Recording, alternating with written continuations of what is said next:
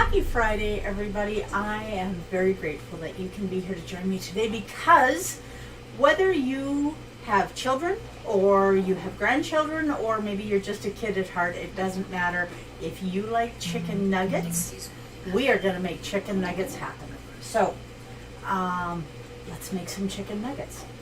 And there are a couple things I want to talk to you about today too. But for right now, let's make some chicken nuggets happen. And just let me make sure that I can see you guys. Okay, now I can see you. Can you see me? Okay, I'm just kidding. I can't see you. But chicken nuggets are something that we typically think of buying in the frozen food section and popping in our oven or getting at a drive-thru and tossing to the kids in the back seat, or maybe you're grabbing them quick so that you can munch on them during the afternoon at work, whatever. Either way, if you like chicken, hi Dell, if you like chicken or specifically chicken nuggets, you are going to love this. It's fast, it's easy, not as fast as the drive-thru, not as fast as the frozen chicken nuggets, although there is not a reason in the world why you couldn't make these and freeze them either raw or cooked. So we can make them as fast or as not fast as you like. Now, I am going to start out with everything but the chicken. So let me make sure that you guys can see what I'm doing here now. In case you're wondering, I am enjoying a cup of coffee with Da Vinci sugar-free amaretto syrup in it, and it is delicious. Now you will see that my coffee is black, so I do not have keto coffee every morning. If I need to add a little bit of fat to a meal, I will, but other than that, not so much.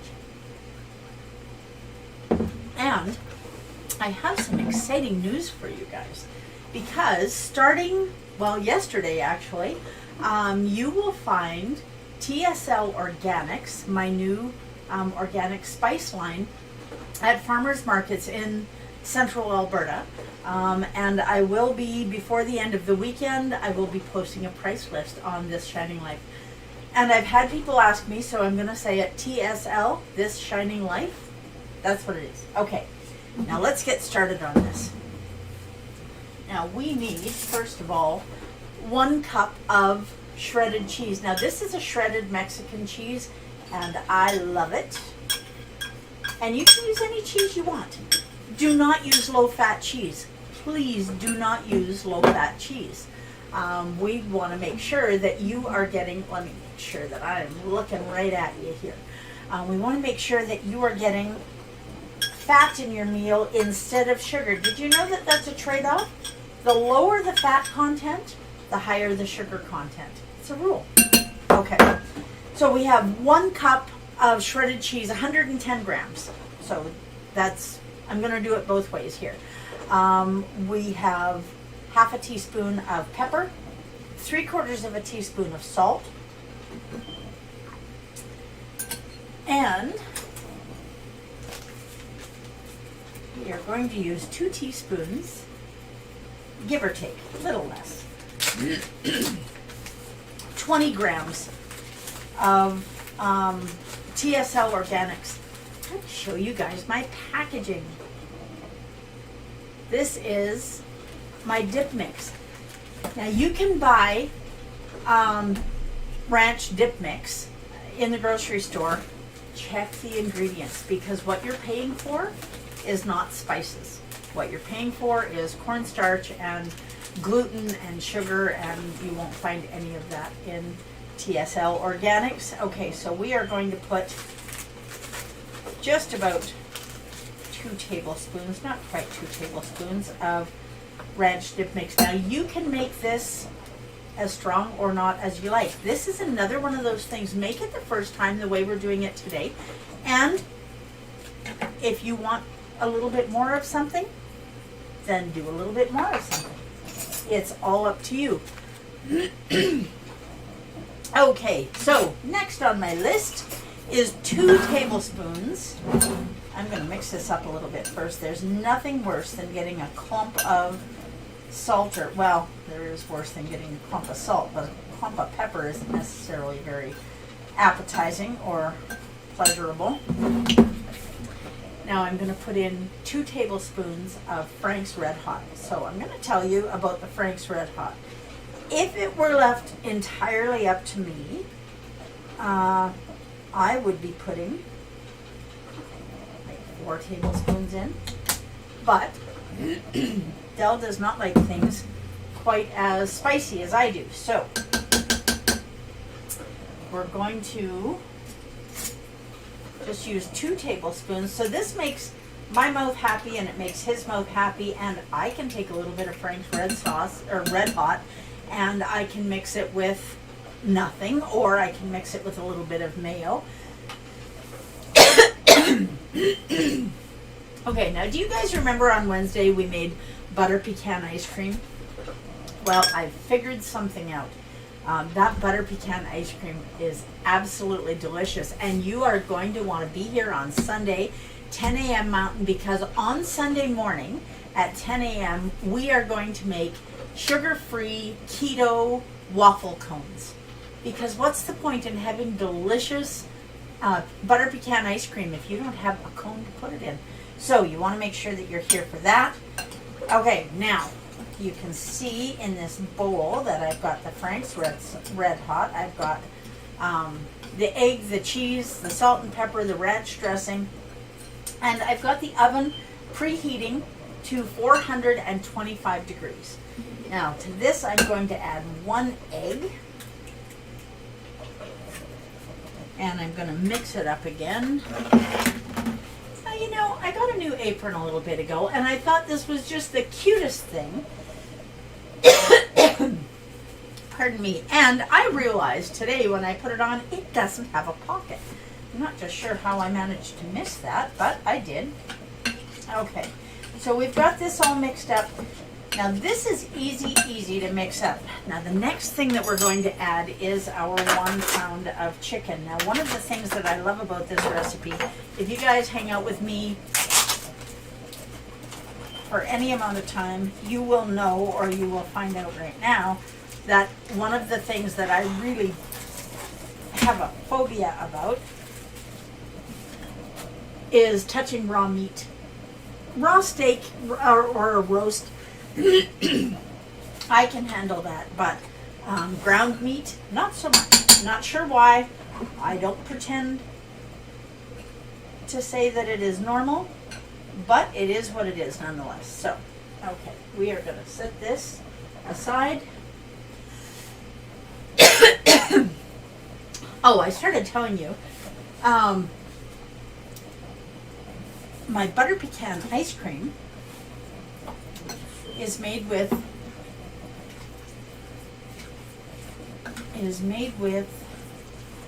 cream and almond milk, and it turns out, I believe, that my issue with having to do that every time we hang out is because of cream. So not everyone tolerates dairy the same. So if I'm going to have something that has whipping cream in it, either I need to be prepared for that little bit of frog in the throat thing that happens in the morning, or I need to just not have it. So that's something that I'm going to have to think about, but it's something that is important that you know, not because I expect you to be able to fix anything that's going on with me, but the important part of this story is that if you pay attention to your body, if you pay attention to what's happening in your body, you will figure out things that maybe you don't tolerate so well. Maybe something that you always thought was okay for you turns out it's not as okay as you thought it was. So pay attention to what your body is telling you. And that's not just if you have a frog in your throat in the morning. Pay attention to your scale. You know, I have people tell me all the time, I will not scale every day. I am only going to scale once a week, once a month. I had somebody tell me not long ago that they hadn't been on a scale since last year. There's no law that says you have to get on a scale, and if it truly causes you a tremendous amount of anxiety, I don't want that for you, and I'm sure you don't want that for you. But treat that scale, treat the number on your scale as a tool. It isn't a judgment whether you've gained a pound or 2 pounds, or you've lost a pound or 2 pounds. I mean, do a happy dance if there's something to be happy about. But it's going to give you information about what is going on with your body. So you're up 2 pounds overnight. Why? Did you eat something with carbs in it yesterday? Maybe. Have you hurt yourself and you have some inflammation? Now, you know, if you hang out here, that my husband had some surgery on his right elbow a little while ago. He had swelling right from his shoulder down to the tips of his fingers. That's going to affect his weight, because anytime there's inflammation of any kind, for whatever reason, that's fluid that your body is putting there to protect whatever it is protecting. Okay, now I need a scoop to scoop this out, because one of the things that I love about this recipe is that I don't have to touch this. I think I mentioned that to you before. And I have a cookie dough scoop. Now, each of these, you know, if you measure the carbs for each chicken nugget, you're not going to have any. And that's something to be aware of as well, and something for you to be doing your research on, because when you do that, oh my goodness, I'm just clearing my throat all the time. Now, when you look at something and it says 0 grams of carbs in 1 serving, it's important that you look at how big the serving is. Because when I figure the serving size out for these chicken nuggets and I say it's 1 chicken nugget, just 1, there are no carbs in it. But who's going to eat 1 chicken nugget? Not me, for sure. Okay, now we're going to, you know what, I'm going to trim this just a wee bit. Grab my scissors here. I'm going to trim this a bit, because one of the things that I found out while I was working on developing this recipe is that this really does not make much of a mess in the pan. Now, I've got my pan lined with parchment paper, and I did that because I really don't want to have to clean up, spend my day or my evening scrubbing a yucky chicken pen with everything all stuck on it. And besides that, those yummy little crunchy bits that would stick to the pan really are some of the most delicious parts of what we're doing here, because that's the part that's all brown and caramelized. And okay, so we get that extra little bit of paper off there, and we're just going to fold this down a little bit so that it's not in our way. You know, you do not have to be perfect. It just has to be workable. Okay. Now, look at how close I'm putting these together. And that's important, because we're going to spread these out after we get them on here, but they really don't spread out very much at all. And so this bowl of chicken nugget mix that we've got going on here,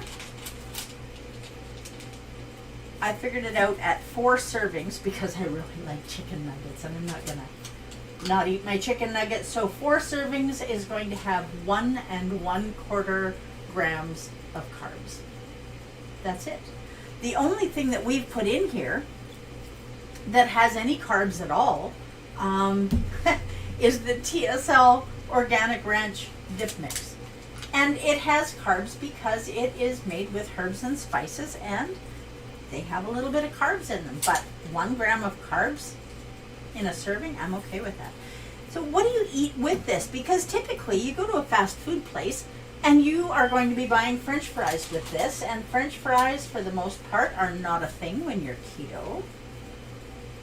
So my suggestion to you is have a salad with it. Have a coleslaw salad or a lettuce salad, and make your own salad dressing. I'm going to show you guys something here in a little bit, assuming that we have some time. I want to show you the difference between homemade salad dressing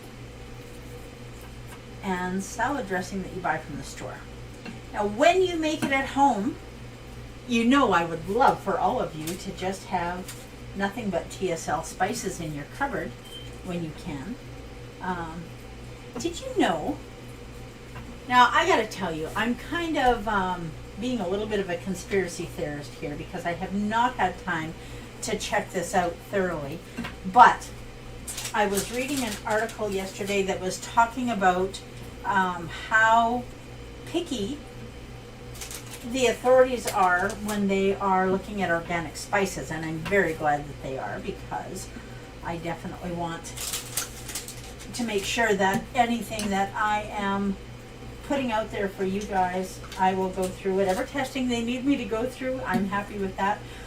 But for spices that are not organic, and for spices that have other ingredients, which is a lot, look at the spices in your spice cupboard and see how many of them have sugar or rice flour or something that is not allspice, something that is not ground thyme, something that is not what you thought you were buying. Okay, now we are almost done with this bowl of chicken nugget stuff. And I have just a wee little bit left, so I'm going to look for a couple that are smaller and just make them a little bit bigger. And look at me go, I've done all of this without even touching the raw meat. Guess how happy that makes me. Okay. Now, I know a lot of you, and which one is the smallest one? You know what? We're going to say that one is. Maybe it is, maybe it isn't. Now we're going to go back to our spoon that we were using, and we are going to flatten these out. Now the flatter you make them, the crispier they're going to be. So you decide how crispy or not you want them.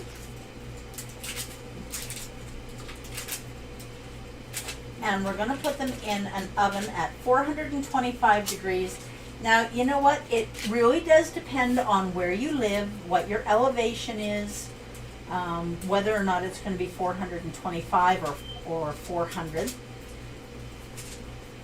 I've done both, and 400 did not quite work for me. And then at the 10-minute mark, you're going to pull them out of the oven, and you are going to flip them over, and you can see.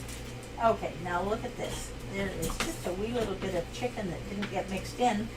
So this little chicken nugget is going to have a little bite of chicken in it that doesn't have lots of seasoning in it. Now you don't have to use ground chicken. I did. 1 pound of ground chicken, 454 grams is what we put in there. And you can definitely do that as well. But if you want to use chopped chicken, maybe you raise chickens, maybe you know somebody who does, maybe you buy organic chickens and you want to use them, whatever works for you. But this recipe is for a pound, 454 grams of lean chicken. And I know lean is not where we usually go here, but we've added fat by adding a couple of cheese, 110 grams of cheese. So we're good. We still have fat in this. Now, let's just make sure that we get that last little bit off there. Waste not, want not. This is so delicious. You really do not want to waste any of it. Now, we're going to pop this in the oven at 425 degrees, and we're going to put it in there for 10 minutes. And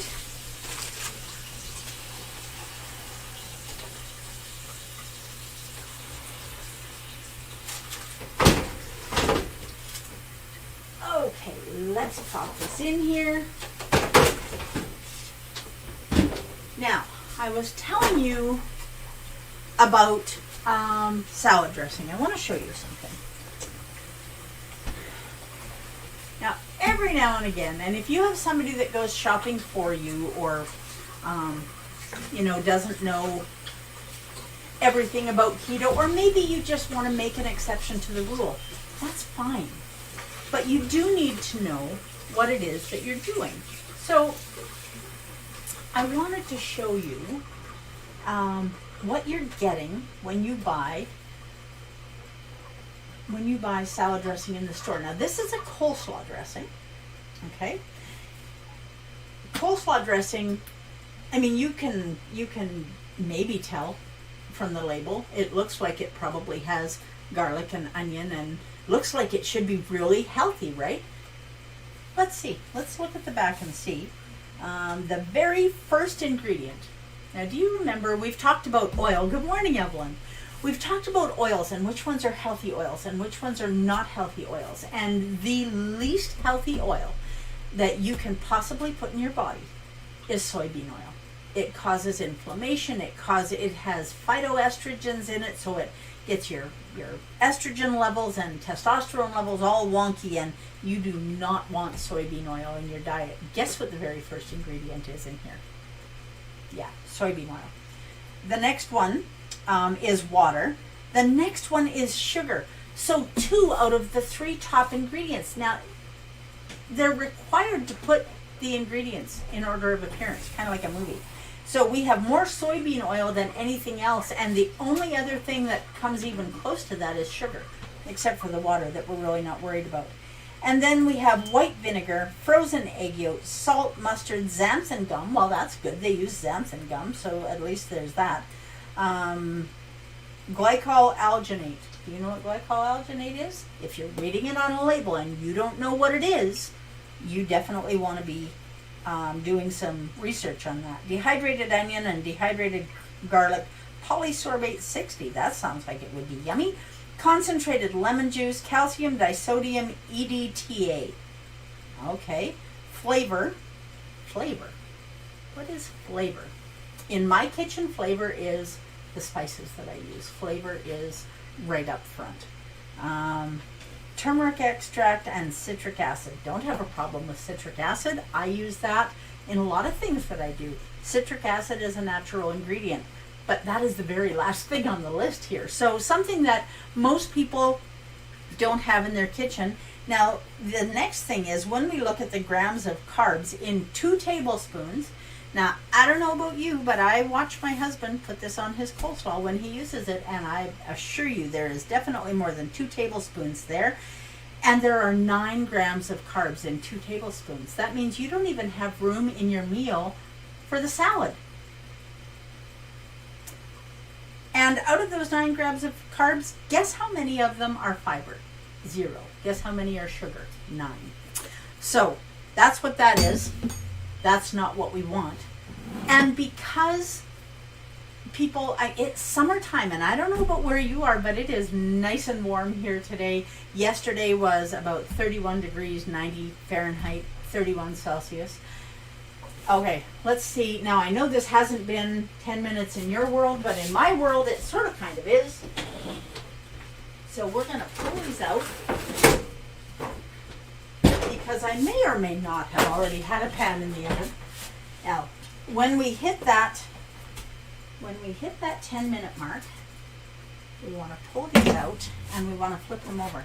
Now you can see that there's a little bit of juice here, but ouch! You know what? That pan is really hot. That oven is definitely at 425 degrees. You want to flip it over. Now these really are not browned quite as much as I would like, but I know our time here is limited today, so we're going to flip these over and we're going to put them back in there. Now, when you're doing this at home, let them get nice and brown and caramelized, because the browner they are, the yummier they are. But I really did want to be able to do a taste test with you today. So cooked is the most important part, especially with chicken. You don't ever want to be eating chicken raw or rare.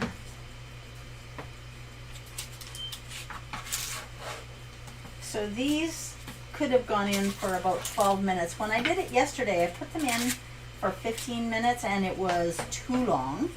So I cut it down to 10 minutes, and we maybe need to adjust that a little bit more.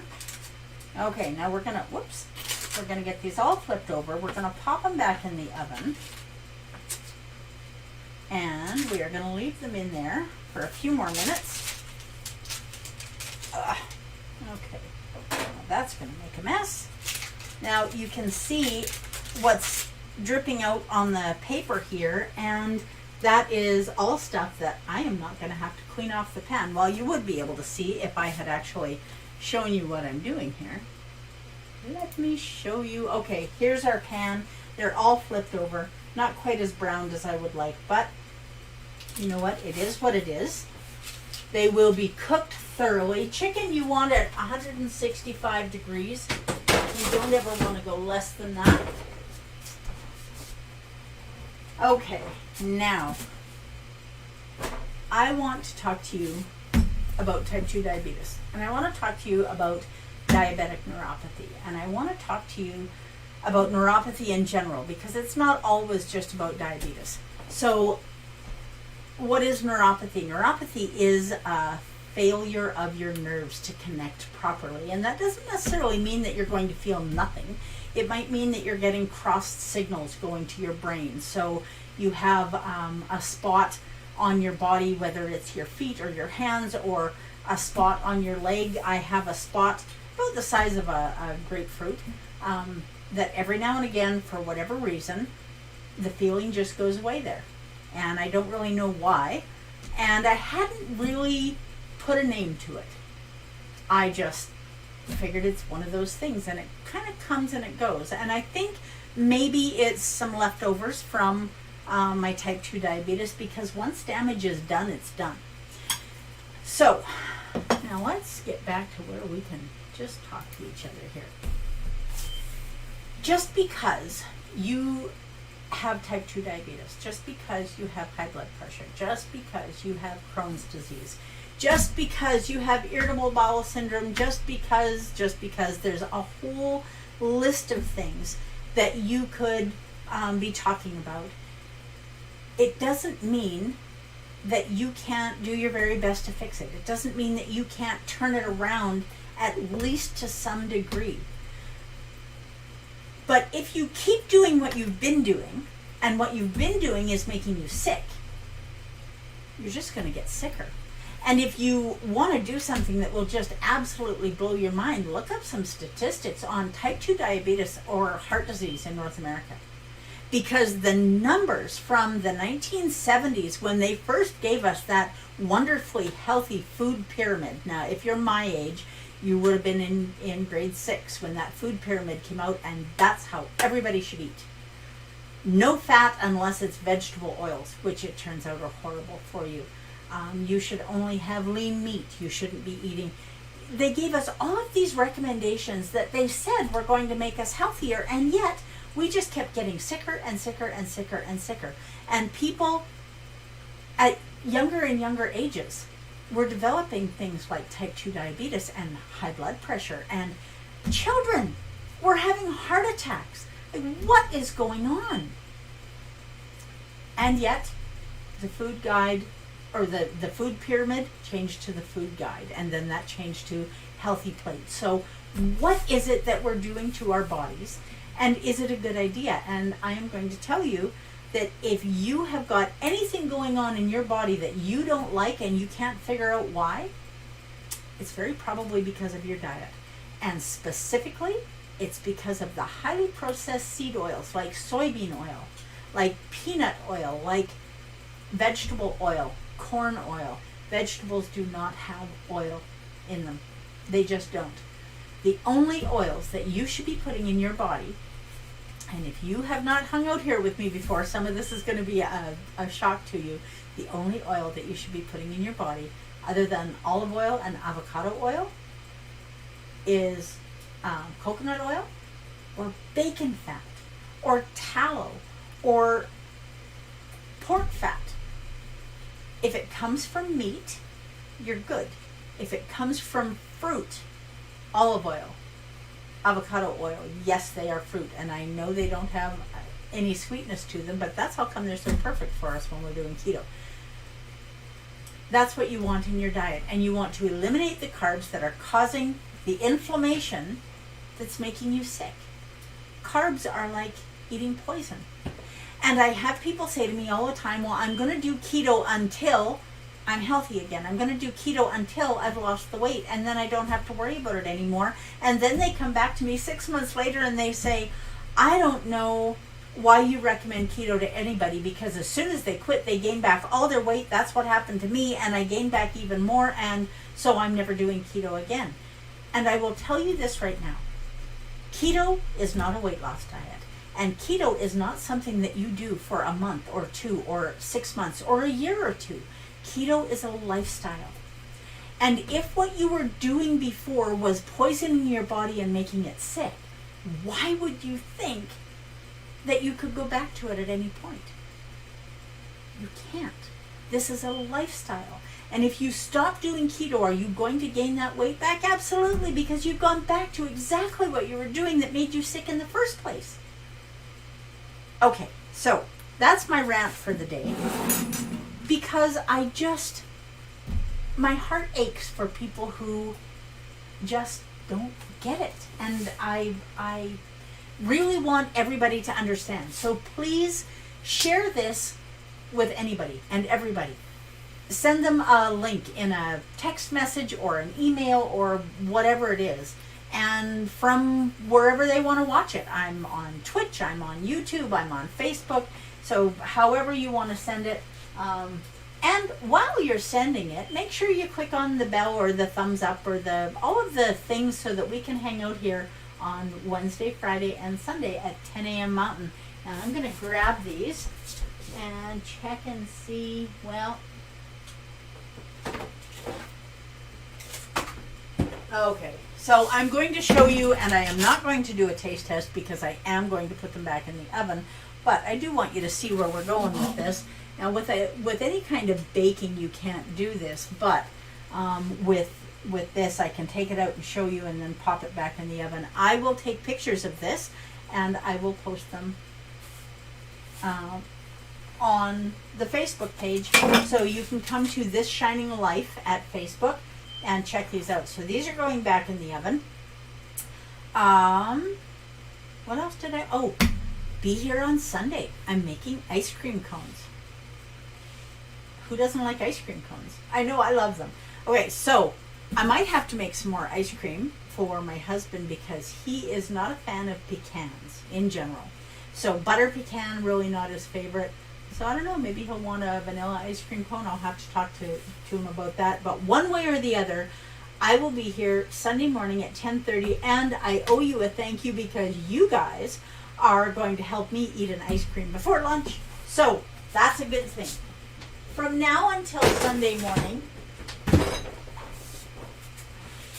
I want all of you to do your very best to live your best version of this shining life. That's what I'm going to do. Thank you so much for being here with me today. I always appreciate our time together, and I hope you have an amazing weekend, that the weather is beautiful, but know that you can make some chicken nuggets quick and easy and throw them in the freezer raw or frozen.